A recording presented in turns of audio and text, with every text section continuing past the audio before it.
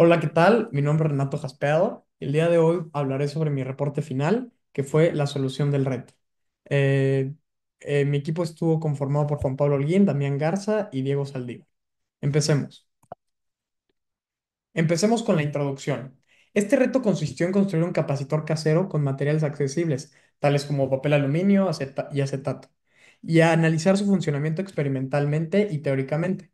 El objetivo fue comprender mejor el proceso de carga y descarga en un circuito RC y comparar el comportamiento real con un modelo ideal.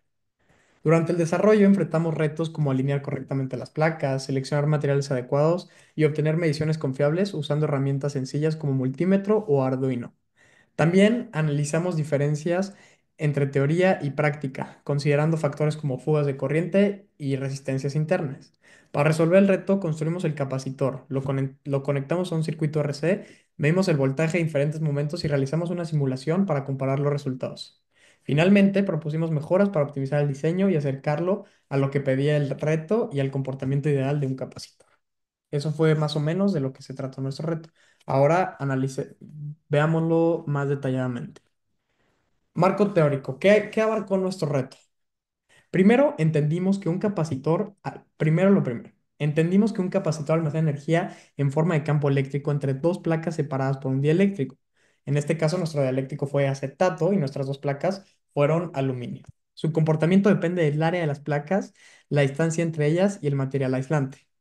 Eh, En este reto utilizamos principalmente tres ecuaciones, que fue primero la de carga, que es carga capacitancia carga es igual a capacitancia por voltaje.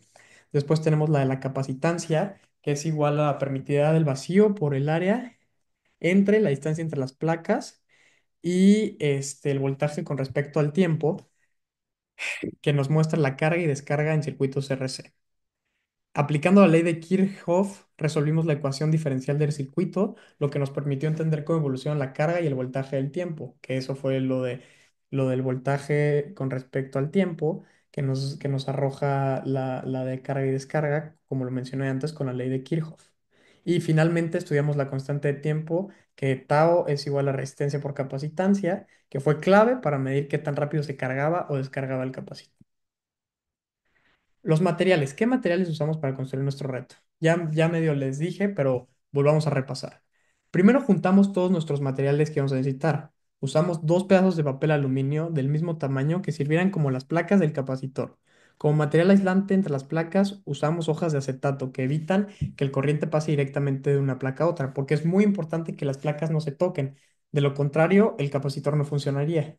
También usamos cinta adhesiva, silicón frío y dos cables con piezas tipo caimán para hacer las conexiones, que más adelante tuvimos que pelar para así poderlas conectarlas al protoboard y obtener nuestros datos de carga y descarga. Metodología de construcción. Para armarlo, optamos por elaborar un capacitor con una estructura plana, con placas en forma rectangular. Para eso, primero pusimos una hoja de acetato como base y encima colocamos una de las láminas de aluminio, bien centrada y pegada con cinta en las esquinas. Después, colocamos dos hojas más de acetato encima y las aplanamos con una tarjeta para evitar que las burbujas de aire se quedaran. Luego pusimos la segunda lámina de aluminio, también centrada y con cinta. Y por último, la otra hoja de acetato para cerrar todo el conjunto. Con un compás hicimos un pequeño agujero en la esquina, justo donde está el aluminio para meter el primer cable. Nos aseguramos de que no tocara el aluminio y le pusimos, de que tocara el aluminio y le pusimos silicón para que no se moviera. Antes de cerrarlo por completo, metimos el segundo cable en el contacto de la otra lámina de aluminio, también asegurado con silicón. Así fue como construimos nuestro capacitor. Y miren, aquí podemos ver imágenes de cómo quedó. Aquí se pueden apreciar, bueno, no tan bien, pero las tres capas de acetato, aquí medio las dos placas, nuestros dos cables. Y bueno, aquí hicimos un pequeño diagrama de cómo se ve, que son las tres placas. Y aquí los materiales, que es el aluminio, la base, primera placa, segunda placa, el cierre. Y bueno, los cables. Bueno, nuestros resultados.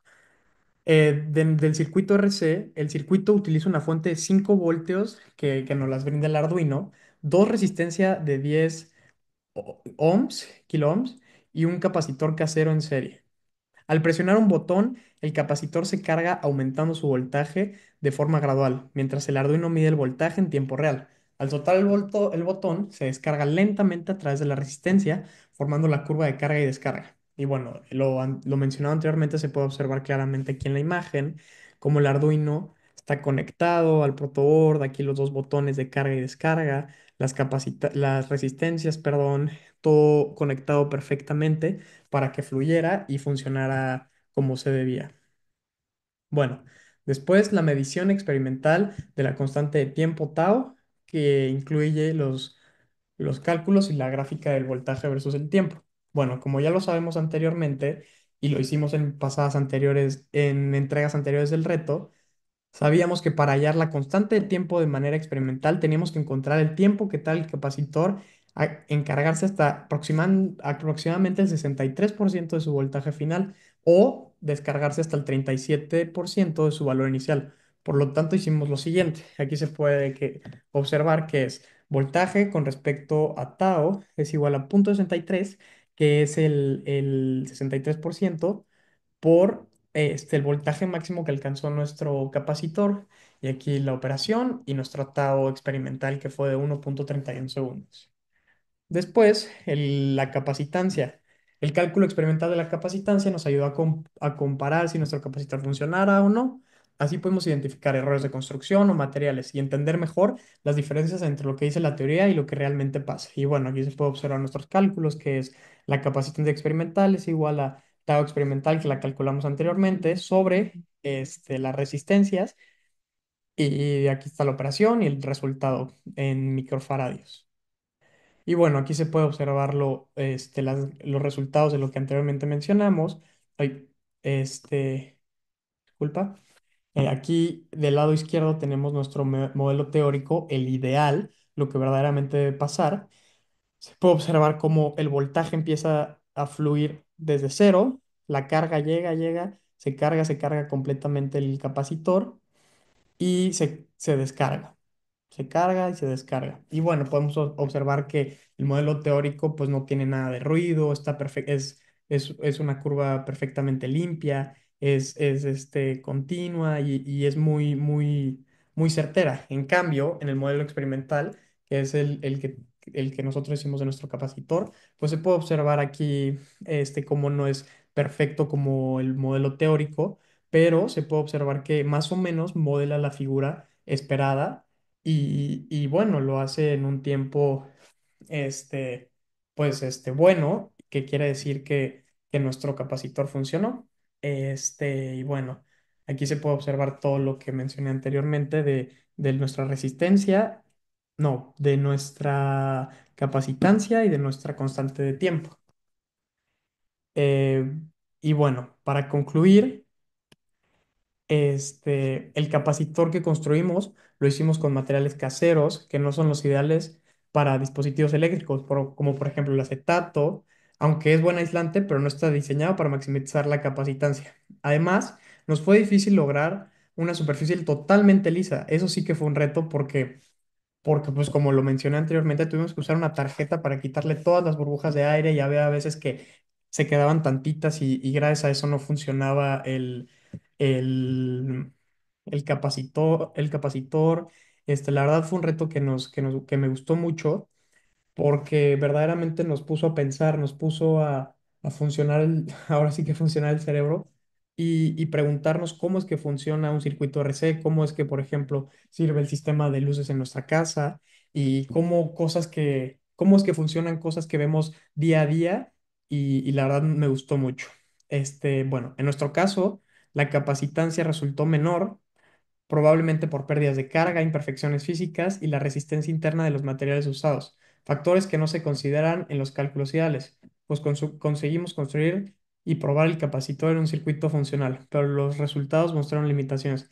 Así que para podernos alcanzar un desempeño más cercano a lo teórico, sería necesario mejorar tanto la calidad de los materiales como la precisión en el ensamblado. Pues sí, lo que estaba diciendo anteriormente, esto fue algo casero, no fue algo profesional, pero la verdad estamos muy satisfechos con nuestros resultados porque a pesar de todos los contratiempos que tuvimos, logramos lo esperado y pues una vez más me gustaría reiterar que es impactante cómo con materiales que Por ejemplo, el aluminio que normalmente lo usamos para la comida puede servir perfectamente para almacenar energía. Eso me resultó muy interesante.